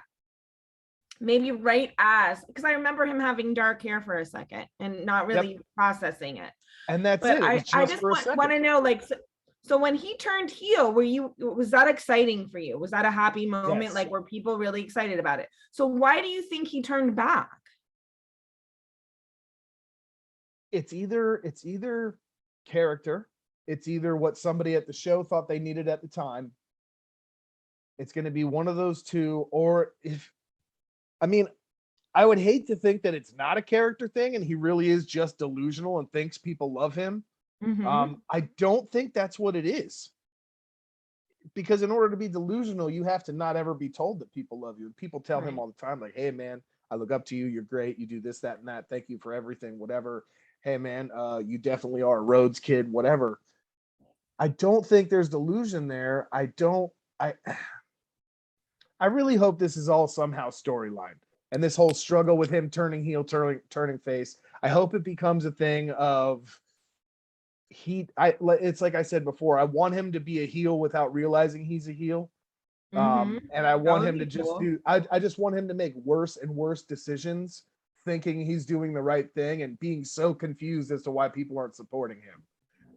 I don't like the whole baby face thing for him. It's so boring and it is so tired. And even, you know, if he's not going to do it, maybe there could be a new deal with him and Dustin. Maybe Dustin can get involved somehow and say, Cody, listen, you know, maybe there could be a storyline there where Dustin tries to talk some sense into him and Cody just completely loses his shit on him. That would be a real way to turn him really fast, is to have him turn back on his brother. I don't know how they're going to go with this, though. It seems strange to me because people don't like Cody as a face anymore. It's been done to death. We're ready to move on, you know, and the program's not going anywhere. And I can't see Tony Khan sitting back there and going, this seems like a good idea. I think we're just going to keep Cody as this American top guy forever. Like, that shtick is boring. Who gives a shit? And do there's something new. And there's so many other storylines. What do you think is a benefit to him being a heel? Like, what gives a payoff to that? Do you have any insight into that? Yeah, I think his character would just be a lot more interesting. I think it would create a lot of new pairings as far as who he can compete against, what he is able to do in AEW. I mean, like he said once he lost to who was it, Chris Jericho, he would never go for the title again, the big title, right? What if heel Cody does go for that title and he says, fuck you, I don't care what you think, I want that fucking strap. Like, that would be cool. Yeah. And it opens up so much more that can happen because Cody is an excellent performer. He's awesome to watch. He's very entertaining. His promo skills are there. Like, he is great on the microphone, but there's so much more that can be done to invoke emotion if he starts to turn on the people that he supposedly loves so much. Okay. And especially if it's like he doesn't realize it, I think that would be a great aspect. Yeah, that is interesting. There's just so much more you can do with him. Right now, I mean, who else can he fight that he hasn't fought yet? Right. I mean, I don't know, because I'm less than a year, but I haven't seen anything super fun. I really looked forward to the Malachi and him standoff, but it didn't really get as like brutal and cool as I thought it could have been. Yeah. You know? Well, we will see what everything brings, and we will see what's coming in on 2022. And we will also do our questions next week. We'll talk about, start thinking about it now. What was the best thing in 2021, and what are you looking forward to in 2022? Tammy and I will be attending Dynamite and Rampage this week here in Jacksonville, hometown of AEW. So we're very excited about that. Like I said before, at the beginning of the podcast, I'm going to put some stuff up on like a little video vlog, try to throw some clips in as a separate video, and then we'll do the podcast and talk about different things like that. So yeah, if you're in our area, you should like hit us up and let us know. We can meet up there at the yeah, say hi and see what's going on and check all that. I got my heel girls there. So yeah, awesome. So until next week, we will talk to you. Well, happy holidays, guys. Happy New Year. I hope everybody has a great New Year. We'll see you soon. Absolutely. All right, signing off. Happy New Year to you. Be safe. We love you. We'll see you next week.